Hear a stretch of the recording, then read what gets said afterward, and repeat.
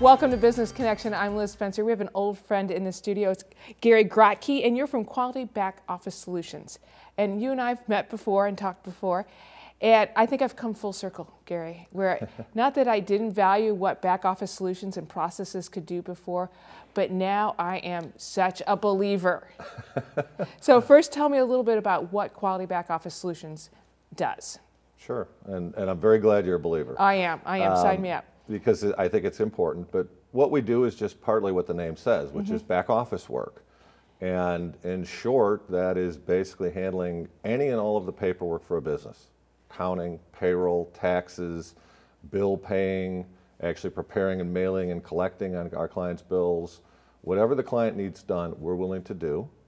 And we're a one-stop shop, a turnkey solution. That's awesome. Because I think business people, entrepreneurs, we all get in there, or executives in my case, because we have a skill to run that business or to build that widget.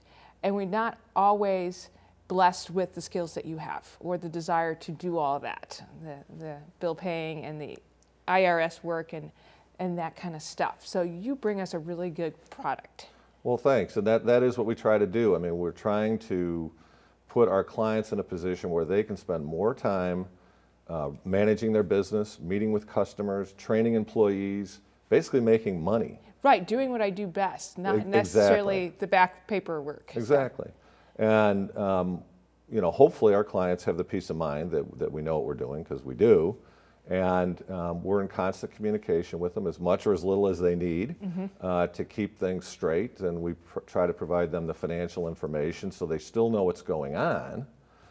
Through monthly financial statements and other reports, but they don't have to actually do the work themselves or closely supervise somebody who's doing the work, either a brother-in-law or somebody's wife or husband who maybe took an accounting class, is doing all their bookkeeping and these types of things. And usually it falls behind. It's kind of hard to yell at your spouse if they're not exactly doing this extra work for you. So we come in and kind of professionalize, I think, the whole process, and then our clients can sleep at night, hopefully knowing it's all done and done properly. Well, and you get the executive or the business owner doing what they are, wanting to do, got in business to do, whether that, in my case, television, be a producer, or in other people's case, it might be to, sell the product or make the muffins or whatever, because you're taking care of that and you're the professional, because you're a CPA and all your people are very well certified. Absolutely.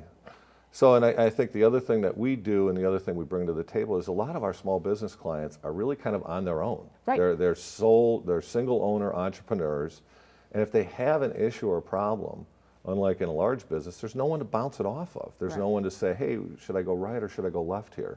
And we, and myself personally, try to make myself available 7 days a week, at least 12 hours a day, so I can't say 24/7, we'll say 12/7.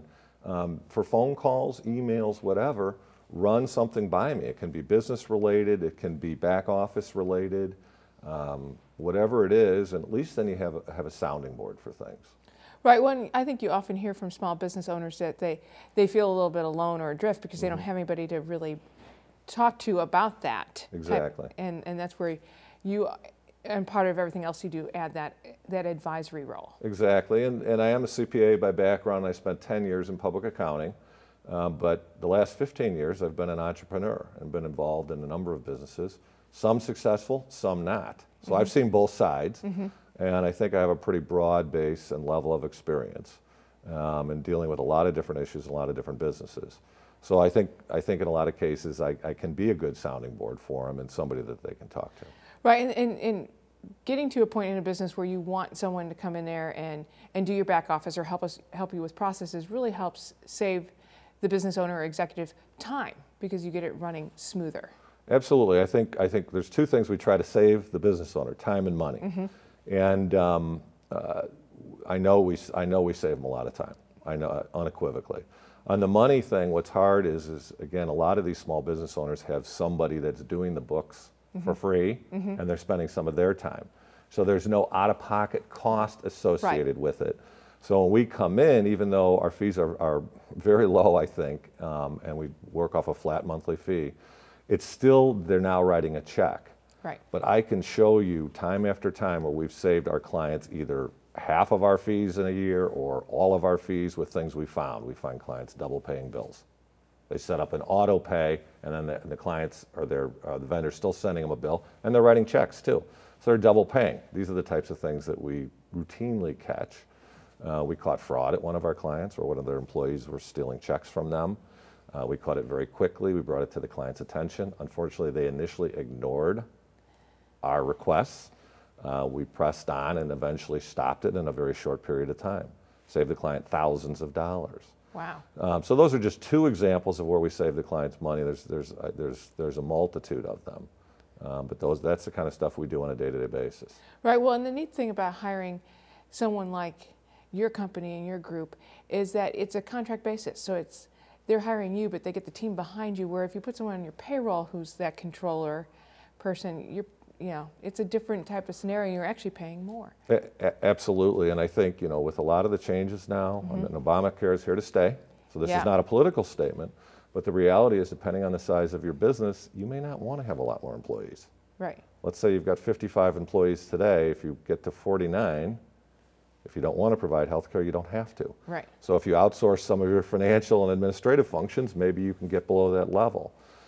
So there's a lot of reasons, I think, to outsource today. And we do work on a team approach. All of our clients get what I'll call a detail person that does the day-to-day work, who they work on those day-to-day questions with. And then again, I'm there kind of an advisory role, supervisory role. And so there's at least 2 people involved with every client.